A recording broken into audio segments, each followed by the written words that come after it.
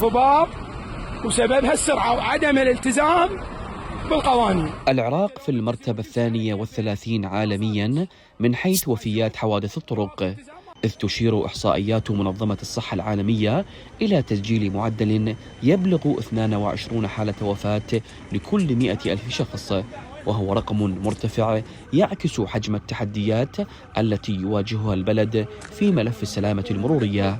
ويعزو عدد من السائقين أسباب تزايد الحوادث إلى غياب نظام مروري فعال وتردي حالة الطرق، فضلا عن عدم توفر كاميرات تحديد السرعة والمراقبة المرورية.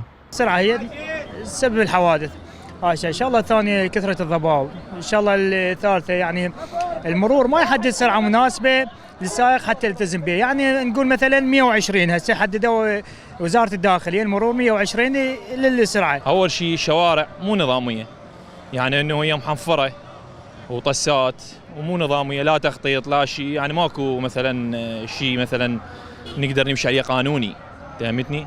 كاميرات ماكو دلائل إنه هذا الحادث صار، هاي الناس ماتت، هسه الحادث هذا سوى صار 14 سيارة أعتقد اليوم بهذا الضباب الأخير هسه قبل 3 أيام. فيعني الوضع هسه حاليا إنه الضباب أثر عليه. شلون ما أثر؟ الطريق ما نشوفه، فهمتني؟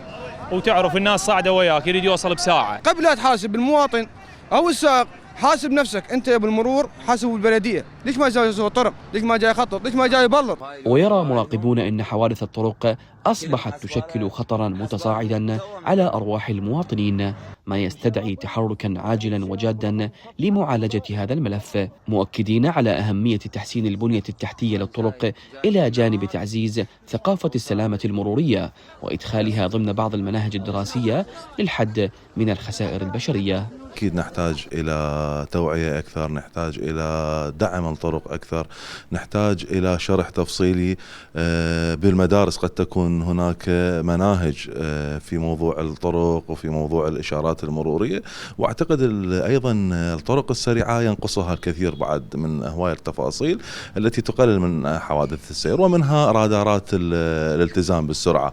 يعني أعتقد أن هذا الموضوع جدا مهم. هناك رادارات فقط على أمور أنه تتعلق بالسلامة وحزام الأمان. هنا في شوارع بغداد كما بقية المحافظات لا يمر يوم دون حادث مروري مميت، واقع يفرض مراجعة دقيقة لهذا الملف الحساس قبل أن تواصل الطرق حصد المزيد من الأرواح. من بغداد سنان السبع، قناة الرشيد الفضائية.